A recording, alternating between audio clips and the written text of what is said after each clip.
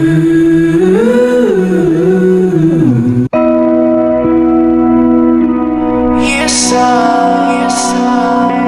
sorry I'm gonna leave. Assalamualaikum warahmatullahi wabarakatuh.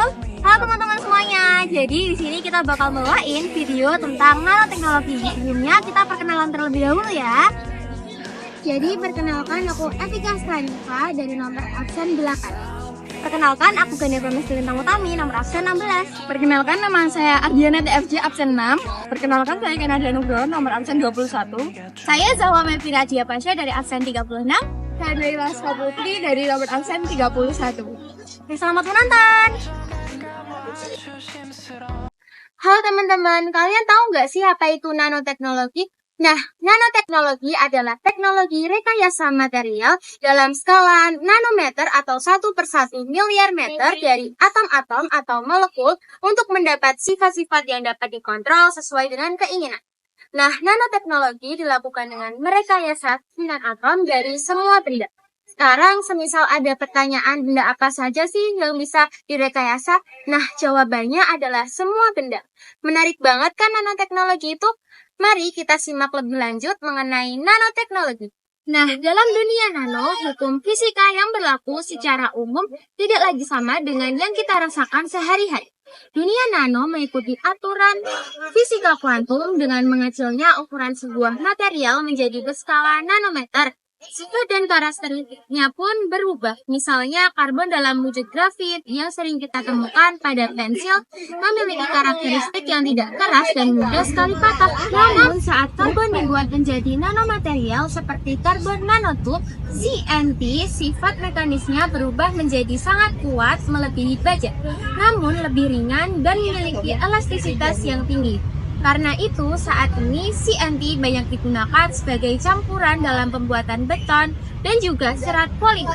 Selain itu, CNT juga bisa bersifat metalik ataupun semikonduktor bergantung pada struktur dan juga ukuran. Transistor CNT pertama kali berhasil dibuat pada tahun 1998.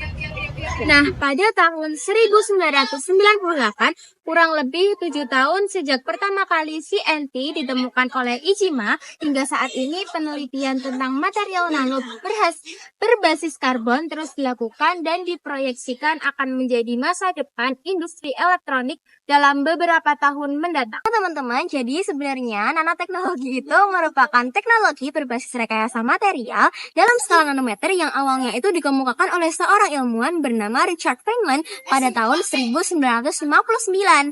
Nah, dia itu mengemukakan tentang nanoteknologi dalam presentasinya yang berjudul There is Plenty of Room at the Bottom. Nah, dalam presentasinya itu dia mengatakan bahwa adanya kemungkinan untuk merekayasa ataupun mengontrol benda yang berukuran sangat kecil untuk membuat sebuah mesin dengan ukuran sekelas molekul. Nah, teman-teman, awalnya idenya Richard Feynman ini tuh dianggap lelucon oleh orang-orang. Tapi seiring berkembangnya waktu, ada tokoh bernama Eric Strassler.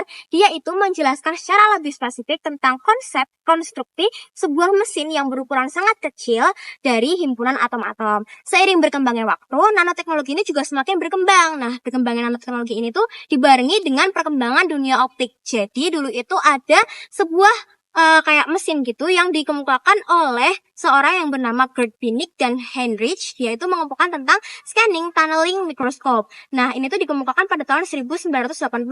Nah, teman-teman, STM ini tuh nggak cuma bisa memetakan permukaan partikel yang berukuran nanometer, tapi juga diharapkan bisa memanipulasi benda yang berukuran atom ataupun berukuran materi untuk menyusun benda yang berukuran atom atau berukuran molekul untuk menyusun sebuah materi gitu, teman-teman. Selain Richard Feynman, ada tokoh yang menjelaskan tentang nanoteknologi. Tokoh tersebut bernama Norio Taniguchi. Norio Taniguchi mencetuskan istilah nanoteknologi sebagai proses pemisahan, konsolidasi, dan deformasi bahan. Nanoteknologi dapat merekayasa suatu nanomaterial melalui proses karakterisasi sehingga tercipta sebuah produk berdaya guna dengan ukuran yang efisien. Menurut Nanoworld Indonesia tahun 2013, hampir setiap harinya atau bahkan setiap minggunya ada penemuan baru mengenai nanoteknologi yang pengaplikasiannya ada di berbagai bidang kehidupan yang sangat bermanfaat bagi kita semua. Nah, apa aja sih penerapan nanoteknologi tersebut di bidang bidang yang ada di kehidupan, mari kita simak contoh berikut ini. Berikut beberapa bidang nanoteknologi. Pertama, bidang pangan. Nanoteknologi digunakan dalam pengelolaan pangan dengan tujuan untuk memperbaiki rasa, tekstur, warna, serta konsistensi bahan pangan. Selain itu, juga digunakan untuk meningkatkan daya serap zat gizi, serta suplemen yang sehat. Memperbaiki berbagai sifat, hambatan, dan antimikroba bahan pengemas. Dan mengembangkan sensor nano untuk mendeteksi kontaminan. Yang kedua adalah bidang kedokteran. Nanoteknologi dalam bidang kedokteran digunakan untuk terapi dan diagnosis penyakit. Sifat dan fungsi zat pada nanoteknologi dapat diubah sesuai dengan tujuan pemanfaatannya. Selanjutnya ada penggunaan nanoteknologi di bidang luar angkasa. Nah, pada bidang ini, nanoteknologi digunakan untuk pengembangan penerbangan ke luar angkasa untuk menjadi lebih mudah. Meskipun hal ini masih dalam tahap pengembangan, potensinya sudah cukup besar. Adalah cairan antinoda. Cairan antinoda merupakan salah satu contoh penerapan nanoteknologi yang bernama Ultra Everdry. Jadi dia akan menahan beberapa cairan seperti air, minyak, atau bahkan lumpur untuk tidak menempel. Jadi Ultra Everdry ini bekerja layaknya daun talas sehingga air tidak akan mudah meresap. Selanjutnya ada di bidang kimia dan material. Nanoteknologi digunakan untuk menciptakan suatu material baru yang bersifat unik. Nah, misalnya seperti nanopartikel dijadikan untuk pembuatan cat yang lebih tahan lama dan tahan terhadap cuaca. Selanjutnya ada di bidang pertanian. Nah, nanoteknologi digunakan untuk meningkatkan produksi dan kualitas tanaman.